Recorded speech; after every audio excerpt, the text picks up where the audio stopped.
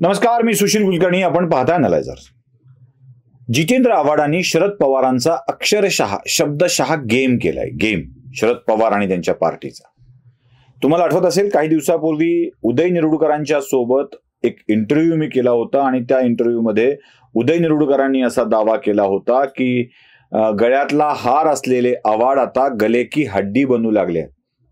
आणि ही गले की हड्डी म्हणजे गळ्यात जर हाडूक अडकलं ना मांसाहारी करणाऱ्या माणसांच्या, तर ते बाहेरही काढता येत नाही आणि आतही ढकलता येत नाही अशी अवस्था होते. जीव तगमग होतो, जीव अक्षरशः अस्वस्थ व्हायला होतो. आणि हीच गले की हड्डी आव्हाड बनले आहेत.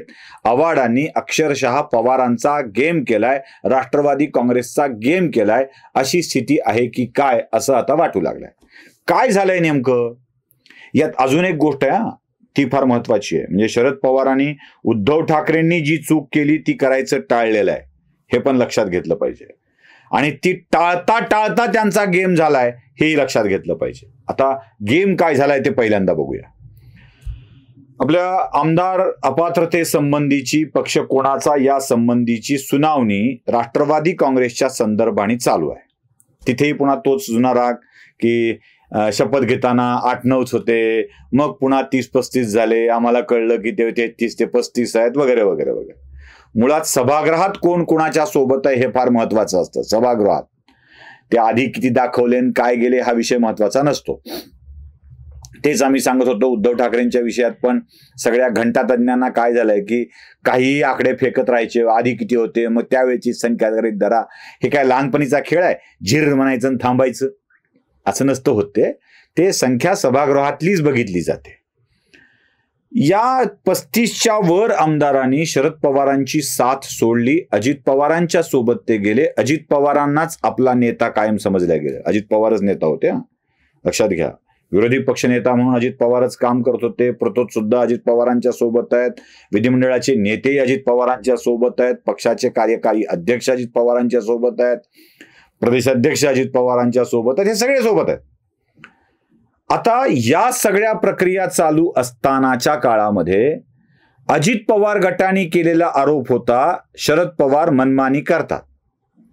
प्रश्न विचारला गेला, पक्षांतर्गत निवडणुका झाल्यात का? त्याचं उत्तर झाल्यात किंवा नाही असं द्यायला हवं होतं. पण जितेंद्र आव्हाडांना अधिकचं बोलण्याची सवय आहे. आव्हाडांना काही थोडक्यात काम भागत नाही. आव्हाडांचं अधिकचं बोलण्याची सवय आहे. आणि आव्हाड, म्हणूनच म्हणालो होतो मी या आधीच्या व्हिडिओमध्येही की आव्हाड आता पक्षासाठी असेट उरलेले नाही आहेत, ते लायबिलिटी झालेले आहेत. अशी लायबिलिटी जी बाळगता येत नाही, सहनही करता येत नाही, सांगता येत नाही अशी स्थिती झाली आहे की काय? आव्हाडाने सांगितलं, हो आमच्या पक्षाच्या निवडणुका झालेल्या आहेत, त्या सगळ्याचा दस्तऐवज देखील तयार करण्यात आला होता. राष्ट्रवादी काँग्रेसच्या प्रदेश कार्यालयातल्या गोपनीय खोलीतल्या गोपनीय कपाटामध्ये हा दस्तऐवज ठेवलेला होता, याची कागदं ठेवलेली होती. याची माहिती 2 लोकांच्याकडे होती, दोघांच्याकडे ही जबाबदारी होती. पण आता आम्हाला ती कागदपत्र सापडत नाही आहेत, गहाळ झालेली आहेत. कदाचित ज्यांच्याकडे जबाबदारी होती त्यांच्याकडूनच ती गहाळ झाली होती, त्यामुळं ती आम्हाला सबमिट करता येत नाही. झाला गेम. म्हणजे निवडणुका झाल्यात की नाही सांगता येत नाही, झाल्यात तर पुरावे देता येत नाहीत, आणि जर पुरावे दिले नाहीत तर त्या झाल्या नाहीत हे सिद्ध होतं. पुन्हा निवडणूक आयोगाला कळवलंय की नाही कळवलंय तो भाग वेगळा, त्यांच्याकडून अप्रूव्ह करून घेतलंय की नाही घेतलंय हा भाग वेगळा. आम्ही नेहमी म्हणतो ना की आपल्या घरचं दुकान असल्यासारखं पार्टी चालवलेली आहे. म्हणजे पवारांनी सांगायचं आता मी राजीनामा देतो, मग पवारांनीच आपली 4 माणसं गोळा करायची आणि सांगायचं की बाबांनो मी राजीनामा दिलाय, तुम्ही जरा विरोध करा, रडा पडा, मला विनंती करा की वापस घ्या. मग पवारच एक समिती स्थापन करणार आणि पवारांनी राजीनामा द्यायचा की नाही याच्यावर निर्णय समिती घेणार. मग ती समिती निर्णय घेणार की पवारांनी राजीनामा वापस घेतला पाहिजे. मग पवार राजीनामा वापस घेणार. म्हणजे पवार पवारांना राजीनामा देणार, पवार पवारांना विनंती करणार आणि पवारच पवारांच्याकडून राजीनामा वापस घेणार. पुन्हा पवारच अध्यक्ष राहणार. सगळं कसं पवार पवार पवार पवार पवार पवार. मग हुकुमशाही चालवली आहे असा दावा करणं कितपत अयोग्य होतं? पवारांच्या याच खेळीला जितेंद्र आव्हाडांनी कागदपत्र हरवलीत असं सांगून चक्क उघडं पाडलंय आणि राष्ट्रवादी काँग्रेस पार्टी पवारांच्या हातून जाईल याची व्यवस्था केली आहे की काय, असा प्रश्न माझ्यासारख्या माणसांच्या मनामध्ये पडतो. जितेंद्र आव्हाड नेहमी असं करत आले आहेत, ट्विट डिलीट करणे, ट्विट करणे, पवारांची अडचण होईल अशा स्वरूपाचे वक्तव्य करणं. राष्ट्रवादी काँग्रेस पक्षाचं कार्यालय तर अजूनही शरद पवार गटाच्याच ताब्यात आहे, ती वास्तूही ताब्यात आहे. एका रात्रीत अजित पवार कागद घेऊन निघून गेले आणि गायब झाले असं नाही घडलेलं.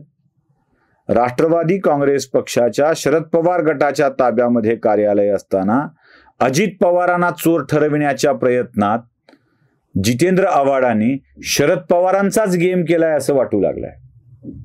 आणि हा गेम आता महाग पडतो की स्वस्त पडतो की कसा ठरतो हे येणारा काय ठरवी. पण एक गोष्ट अजून मला महत्वाची वाटते, ती म्हणजे शरद पवारांनी ती चूक टाळलेली आहे जी उद्धव ठाकरेंनी केली.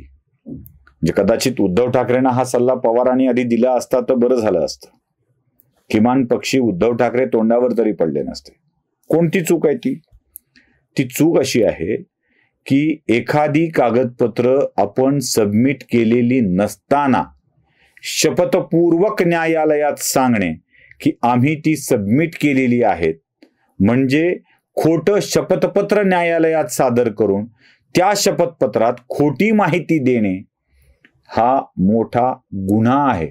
आणि त्या गुन्ह्यासाठी उद्धव ठाकरेंच्या गटावरती, त्यांच्या नेत्यांवरती न्यायालयामध्ये अवमानना याचिका दाखल झालेली आहे.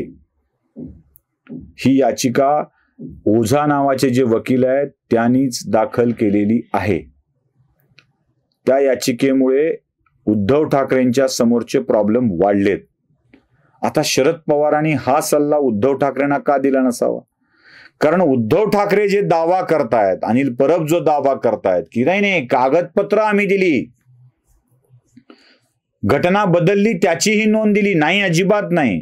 निवडणुका झाल्याची माहिती निवडणूक आयोगाला कळवलेली आहे. निवडणुका झाल्याची, निवडणुका त्यावेळी घटना दुरुस्ती केली आहे याची माहिती निवडणूक आयोगाला दिलेली नाही आहे.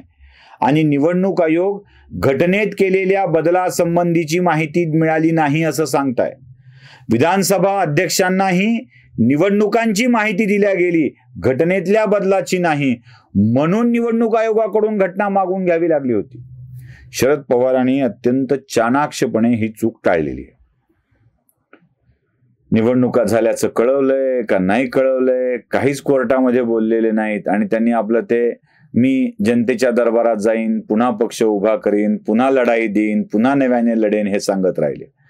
ते उद्धव ठाकरेंची गडबड अशी झाली की त्यांनी शरद पवारांची पुढची वाक्य ऐकली, आधीची न बोललेली वाक्य लक्षातच घेतली नाही.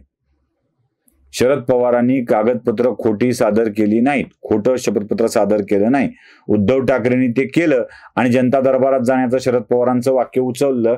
हे फ्युजन करण्याच्या नादामध्ये घोळ झालाय. शरद पवारांनी ती चूक केलेली नाही आहे हे इथे उल्लेखनीय आहे. आणि आता जितेंद्र आव्हाडांचं हे विधान शरद पवारांच्या पक्षासमोरची अडचण वाढवणारं ठरेल, राष्ट्रवादी यांच्यातून जाणारं ठरेल का हे बघणं जास्त औत्सुक्याचं आहे. काय होत आहे ते बघत राहूया. निकाल लवकरच लागणार आहे, त्यामुळे त्याचीही वाट आपल्याला बघायला हवीच. तोपर्यंत चॅनलला लाईक, शेअर आणि सबस्क्राईब करायला विसरू नका. धन्यवाद.